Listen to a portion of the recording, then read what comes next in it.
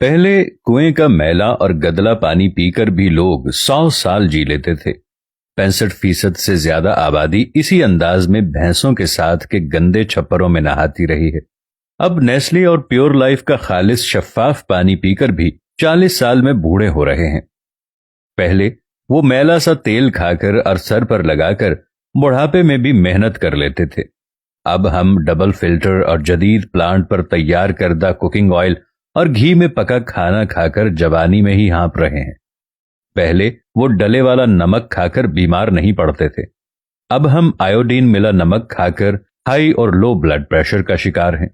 पहले वो नीम, बबूल, कोयले और नमक से दांत चमकाते थे और 80 साल की उम्र तक भी चबा चबा कर खाते थे। अब कोलगेट और डॉक्टर टूथपेस्ट वाले रोज डेंटिस्ट के चक्कर लगाते हैं।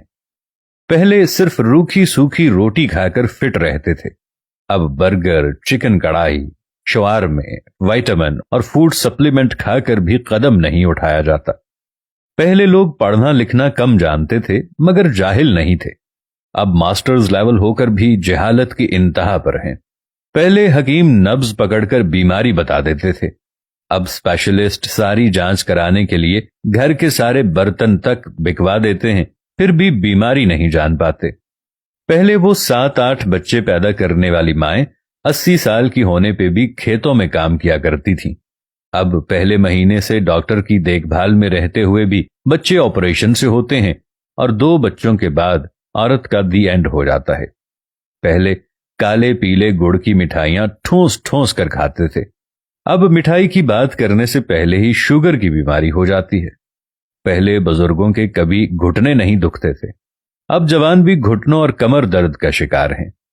पहले 100 वॉट के बल्ब सारी रात जलाते और 200 वॉट का टीवी चलाकर भी बिजली का बिल 200 रुपए महीना आता था। अब 5 वॉट का एलईडी एनर्जी सेवर और 30 वॉट के एलईडी टीवी में 2000 फी महीने से कम बिल नहीं आता।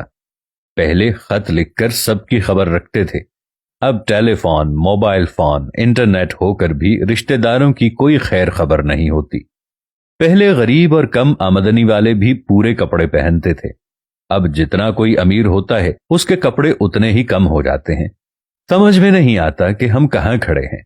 बात सिर्फ पहले और अब की नहीं, बात सिर्फ हमारे इस कंक्रीट के जंगल यानी शहरों की तरफ सिर्फ अच्छे मुस्तकबिल और तहजीब के नाम पर अपनी तहजीब का देसी और खालिस रहन सहन छोड़कर अंधाधुंध भागे चले आने की है। अपना खालिस देसीपन तर्क करके महज्जब नजर आने के धोखे में गरीबुल वतनी इख्तियार करके परदेसी हो जाने की है।